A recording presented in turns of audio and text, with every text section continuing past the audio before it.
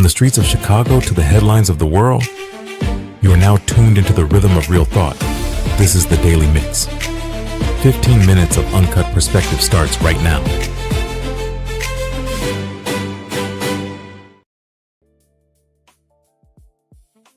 All right, welcome back to the Daily Mix, y'all. I'm your host, Omari Jahi.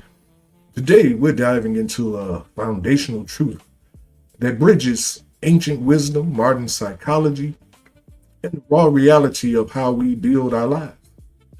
We're breaking down one of the most powerful laws of the human mind. As a man thinketh in his heart, so is he. We like to blame our circumstances, our environment, or our luck for where we end up. But the hard,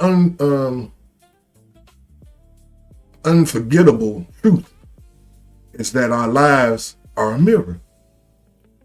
The things we secretly tell ourselves, the fears we feed, and the beliefs we hold deep in our hearts are the exact blueprint drawing up your reality.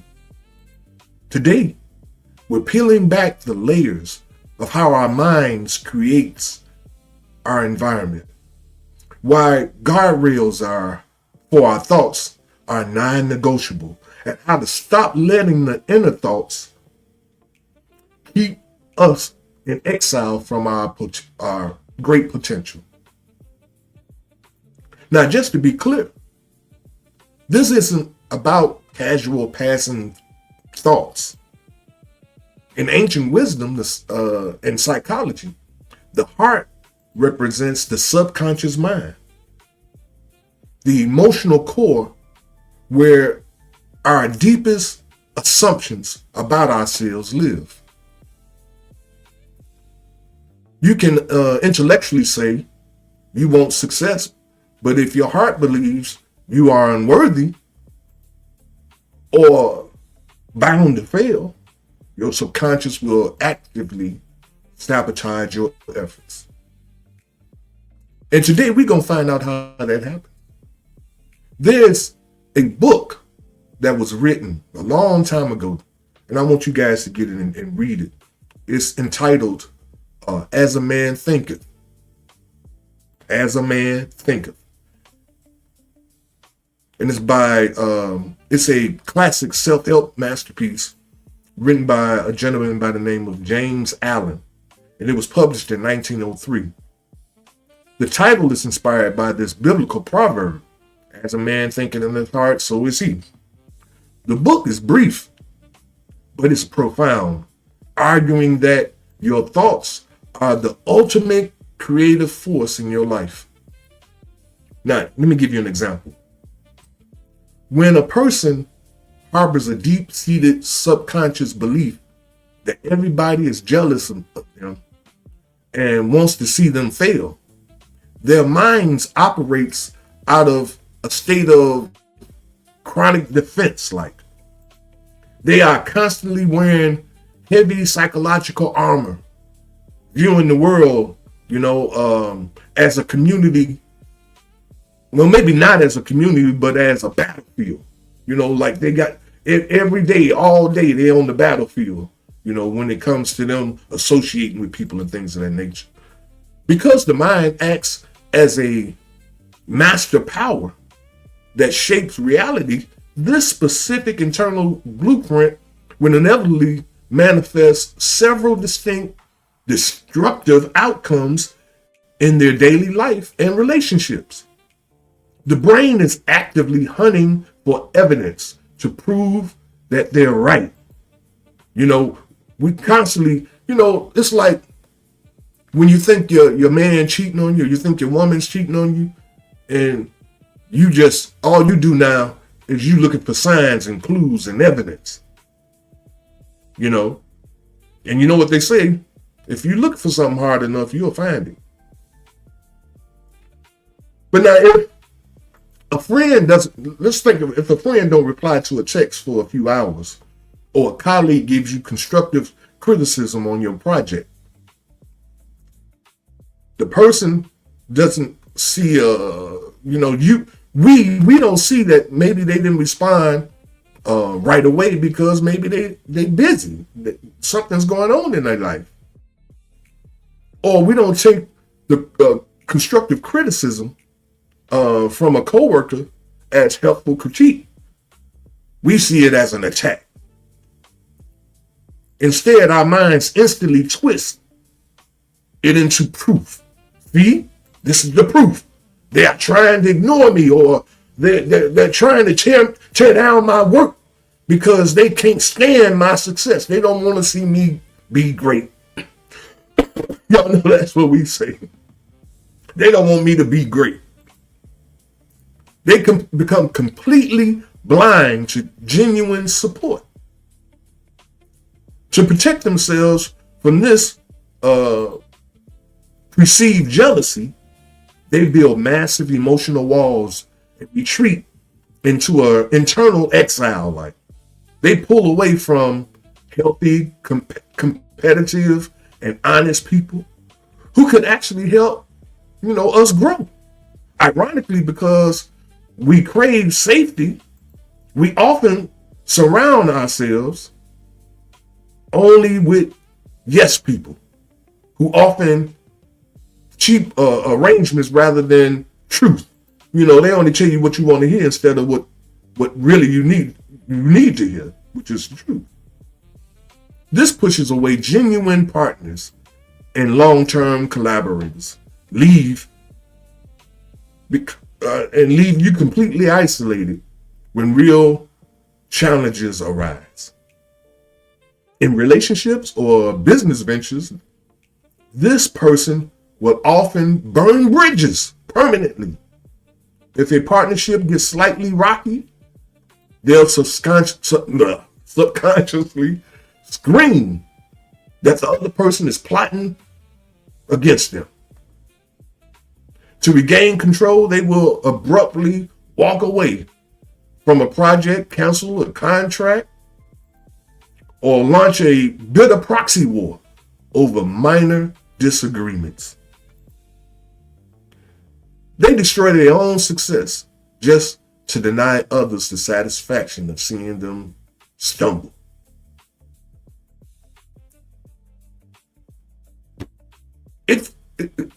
It takes an immense amount of cognitive energy to constantly defend a positive or a position and scan for enemies 24/7 all day long. This mental drain eventually causes deep emotional exhaustion.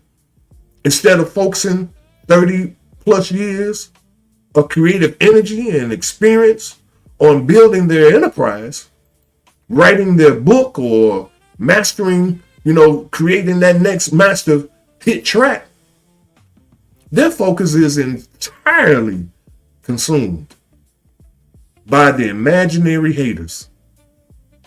Now, I'm not saying that we don't have haters. I'm not saying that, believe me, I know we do. But we give ourselves more haters than we really got. We sometimes get to the point where we think everybody's hating on us. Everybody can be hating on us. Now, I know we got some. We got about 2 or 3, maybe 4 or 5. I don't know. But my point is, it ain't everybody. These creative visions get choked out by the weeds of paranoia and anxiety. The ultimate tragedy of this mindset is that it becomes a self-fulfilling prophecy. By treating everyone as if they are jealous and deceitful, we eventually become defensive, arrogant, or bitter in our interactions. Over time, our toxic behavior generally alienates our friends, families, and professional networks. People do eventually walk away and leave us behind. Not because they are jealous of our crown or our success or anything like that, but because they can't handle the constant friction of walking on eggshells around us. The subconscious mind successfully brought their internal reality down to match the broken internal blueprint that we end up standing completely alone, proving our original toxic belief, right? Now, getting back to the book, As a Man Thinketh, here are some of the core fundamental points of the book that Alan wrote. Now, Alan argues, hold on a minute, let me get some water here. Feel like I got a frog in my throat. Excuse me, 1 second.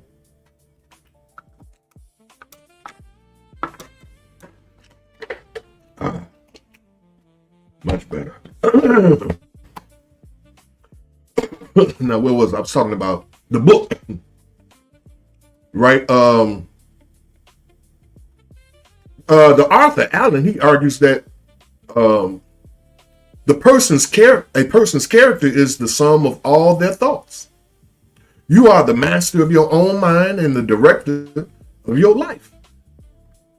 Alan uses brilliant analogies of a garden to describe the human mind. You know, he says, like, if you plant good seeds of positive, focused thoughts, you will harvest a beautiful life. If you neglect the garden, weeds and random negative thoughts will take over by default. You don't attract into your life what you want, you attract what you are. I'm going to say that again. In life, you don't attract what you want, you attract what you are.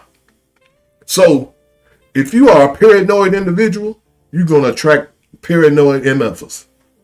If you are a lying MFer, you're going to attract lying MFers. Y'all get my point now, right? We can say out our mouths all day long, we want truth and righteousness and peace and harmony. But if that ain't our character, then guess what? You ain't finna attract that. Our circumstances reflect our inner thoughts. People are quick to try to fix their external problems, you know, finances, relationships, while refusing to fix ourselves. I'm gonna say that one more time. We work 24 hours a day to fix our external problems, you know, like our relationships, our finances, and things like that. But we refuse to fix us. That's where the problem really lies. And the author insists that circumstances do not make a man, they reveal him to himself. The body is supposed to be a servant of the mind. Clean, pure thoughts lead to clean, vitalized body. Malicious, fearful, and stressful thoughts physically break the body down. Alan writes also that wrinkles can be lines of sympathy, but they are oftentimes lines of worry, bitterness, or foolish thinking. You know, when you get all these lines in your forehead, lines all in your face, under your eyes, all these wrinkles and things in your face, that comes from being bitter, angry all the doggone time, stressed out. If you change your mental diet, your physical health will shift along with it. Until you link your thoughts with a distinct, productive purpose, your mind will drift. And drifting, it leads to worry, fear, and self-pity, which are the hallmarks of failure. Even if you fail to achieve your purpose initially, the efforts of focusing your mind builds mental muscle and character strength. This inner strength ensures future success. Everything a person achieves or fails to achieve is the direct result of their own thoughts. To achieve anything meaningful, y'all, we must lift our thoughts above basic animal desires and self-indulgence. We got to think past, I got to get them new Jordans. Or so-and-so just came out with a new designer bag. Those thoughts aren't beneficial to us. If anything, we need to be thinking about how to create our own designer bag and our own designer shoes and our own designer dresses. Those are productive thoughts. Now, the final chapter of the book, it focuses on serenity. You know, and I love the serenity prayer. I think I'm gonna do a whole mix on the serenity prayer. I might do that Monday, you know, because y'all know this is the last one for this week. We won't be back until Monday. But maybe Monday I'll talk about the serenity prayer and kind of break it down. Because serenity is very, very vital. I don't think people know what serenity it really is. And I get a serene person knows how to govern their thoughts, meaning they are no longer at the mercy of chronic external events, you know, things that happen in their life. People, people that come into their toxic people that come into their life, or changing tides, things where the atmosphere seems to change. We are not victims of that anymore. We are at peace because we control the master level of our reality, which is our thoughts. We control them. Now, I know some of y'all, what time is it? Oh man, I'm over time. I'm sorry, y'all. Clouding your judgment so you don't take a leap on a major business or creative opportunity. Convincing yourself that the pressure is too heavy to carry alone, causing you to lay your armor down and walk away right before the breakthrough. Now, you cannot, you know, I know my time is up, so I'm gonna get out of here, but you cannot out-earn or outwork or out-hustle a poor self-image. If you think badly about yourself, then I don't care how much you want to do or plan to do in your life. Until you fix how you think about yourself, you ain't going nowhere. You ain't doing nothing on that bucket list of success that you might create for yourself. If your intellect and your heart are arguing, the heart wins every single time because it holds the key to 95% of your actions. True alignment happens when you stop just thinking about success and start doing the deep internal work to rewrite your thoughts, convincing your subconscious that you are worthy of the very things you're building and that you want. Your mind is the master power that molds and makes things. Here's my challenge to you as we get out of here today, and I hope you know it's supposed to be really nice outside, so I hope everybody have a great weekend.